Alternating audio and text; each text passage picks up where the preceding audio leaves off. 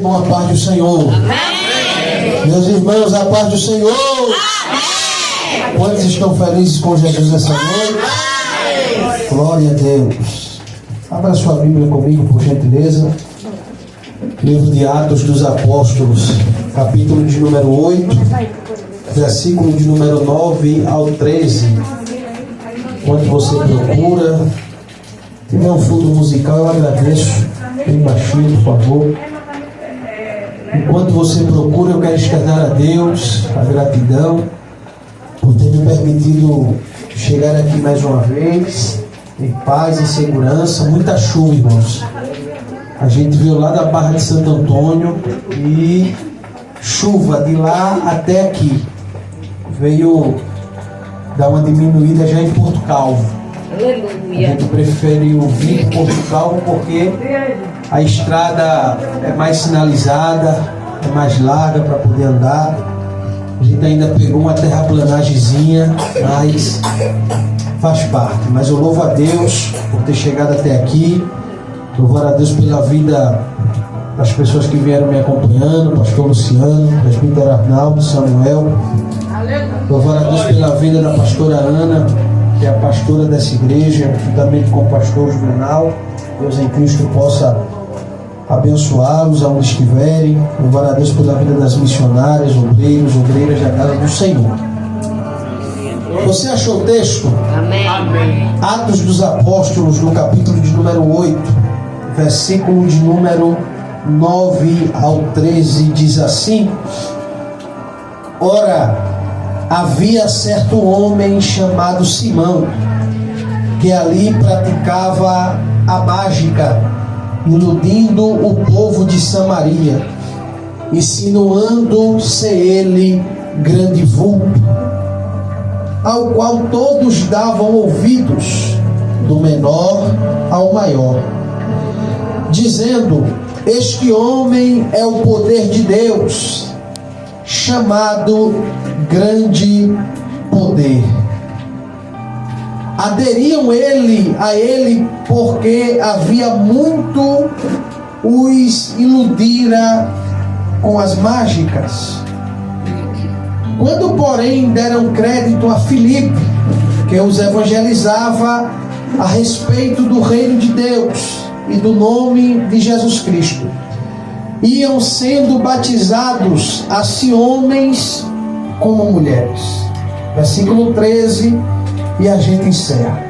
O próprio Simão abraçou a fé e, tendo sido batizado, acompanhava Filipe de perto, observando extasiado os sinais e grandes milagres praticados. E você senta glorificando ao nome de Jesus. Queridos, eu peço que você redobre a sua atenção. Eu não quero ser cansativo a vós outros, mas eu tenho uma palavra de Deus para mim e para a sua vida. E como o tema do culto de hoje é avivamento, nós precisamos estar atentos a tudo quanto vai ser ministrado. Queridos, depois que Jesus ressuscitou no terceiro dia, ele deu uma ordem aos seus discípulos antes dele ascendesse ao céu. Ele disse as seguintes palavras aos seus discípulos: ficai em Jerusalém, até que do alto sejais revestidos de poder. Interessante é que Jesus poderia revestir os discípulos enquanto ele estava sobre a terra, enquanto ele estava no meio dos homens, mas Jesus sempre foi organizado, Jesus sempre foi obediente, Jesus sempre foi cuidadoso com as coisas do reino, e ele sabia que para que esse revestimento de poder descesse, ele teria que subir. Passa-se algum tempo e chegou em Atos 2, que eu e você conhecemos de cor e salteado. Quando agora, depois da festa de Pentecostes, eis que estavam reunidos em um cenáculo, em um ambiente, os discípulos, as pessoas que ouviram a palavra, ouviram as ministrações de Jesus, estavam todos reunidos. E quando de repente algo aconteceu. Mas interessante é que antes desse algo acontecer, primeiro todos estavam reunidos. Jesus nunca foi de fazer coisas aonde o povo estivesse disperso. Quase todos os milagres de Jesus era o povo junto, era o povo reunido. Era um dando glória de um lado e o outro aleluia do outro. Era alguém levantando a mão, era alguém batendo palma para Jesus poder fazer. Então logo eu percebo que as manifestações do reino não acontecia de uma forma isolada, mas sim de uma forma que abrangia a todos que estavam reunidos no ambiente. Porque no ambiente que nós nos reunirmos sabendo que Jesus está, nós não saímos do mesmo jeito que nós chegamos. Quando nós entendemos que estamos reunidos na presença de Jesus, não voltamos para casa do mesmo jeito, porque aonde Jesus está, alguma coisa acontece. Aonde Jesus está, quem está doente volta curado, quem está oprimido volta liberto, quem veio fraco volta forte, mas volta renovado. Porque a presença de Jesus está. E em Atos 2 estavam reunidos a igreja de Cristo. De repente sobreveio um som como de um vento veemente, impetuoso, e encheu a casa, encheu o ambiente, encheu o recinto, encheu a vida de todos aqueles que estavam reunidos. Agora, por que esse revestimento? Porque ali se daria início à igreja. Você não lembra de que quando João batizou Jesus nas águas do Jordão, o Espírito desceu. Aleluia! E a descida do Espírito é sinal de revestimento, para que Jesus pudesse suportar o processo da sua trajetória. E Jesus agora, em outrora, disse para Pedro: Pedro, é você que vai apacentar a minha igreja. E Jesus não poderia deixar a igreja nascer sem esse revestimento. Então, quando todos estavam reunidos dentro de um cenáculo, estavam debaixo de uma palavra, estavam debaixo de uma profecia. Pastor Luciano, e essa profecia quem liberou não foi homem, quem liberou não foi mestre, quem liberou não foi doutor, quem liberou essa profecia foi o próprio Jesus. Ele disse: olha, ficai reunidos em Jerusalém, até que do alto sejais revestidos de poder. Jesus nunca mandou ninguém para uma obra sem antes não revesti-lo. Jesus nunca levantou ninguém para uma chamada sem antes não capacitá-lo. Eu estou pregando para alguém que está debaixo de uma promessa, mas que não vai viver essa promessa sem revestimento. Você pode dizer isso para alguém? Diga para ele: você vai chegar onde Jesus prometeu, mas você não vai chegar sem revestimento. Diga para ele: você não vai chegar desarmado, você não vai chegar sem unção, você não vai chegar sem graça, você não vai chegar sem a autoridade de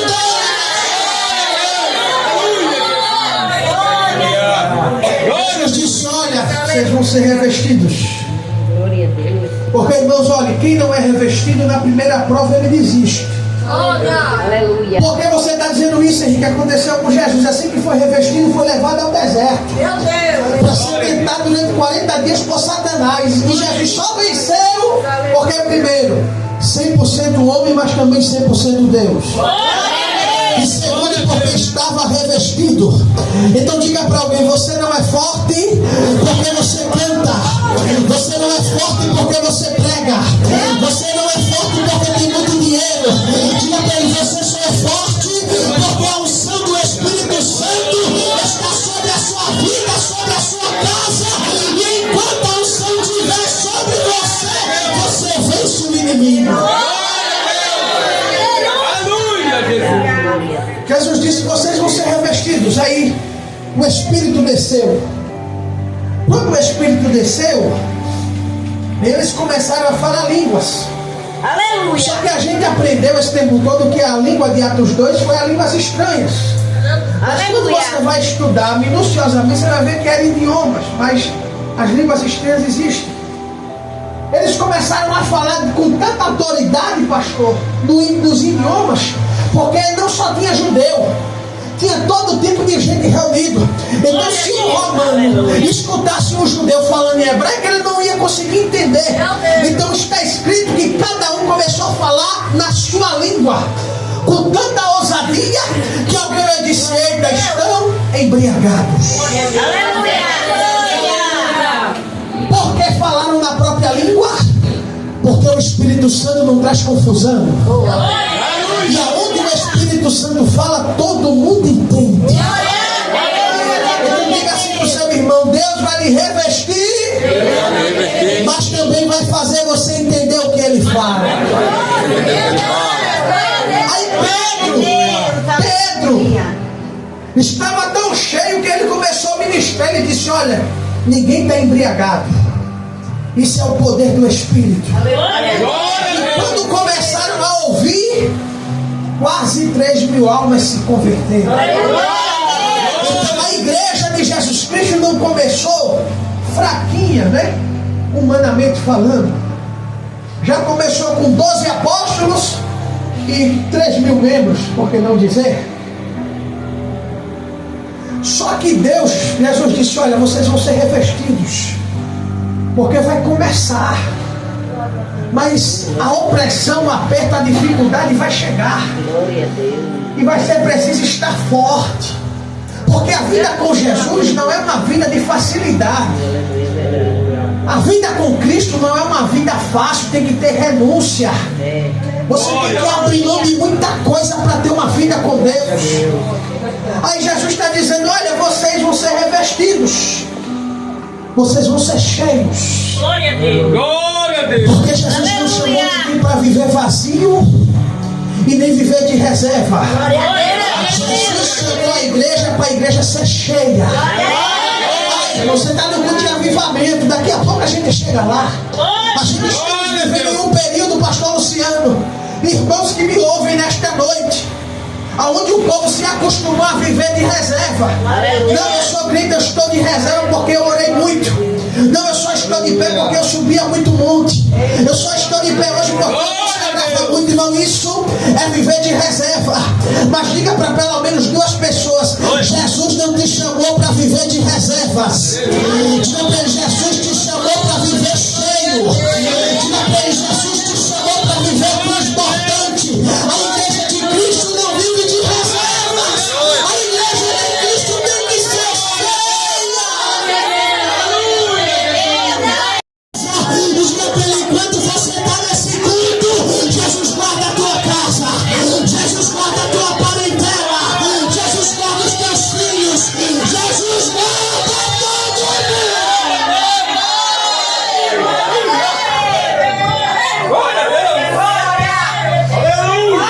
Jesus guarda por amor a você.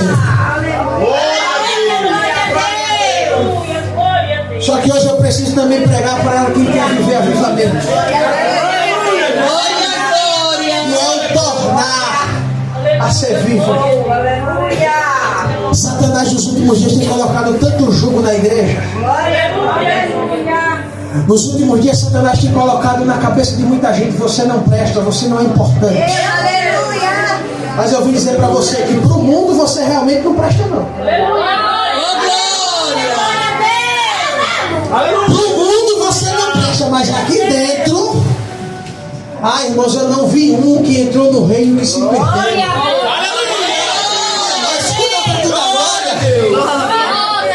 Deus desceu na terra chamada Ur dos Caldeus, viu um moço, filho de um comerciante idólatra chamado Terá, olhou para ele e disse: Abraão, aí na tua terra tu não presta. Agora vem para a terra que eu, Senhor, vou te mostrar. Deus da glória, Deus disse: Abraão,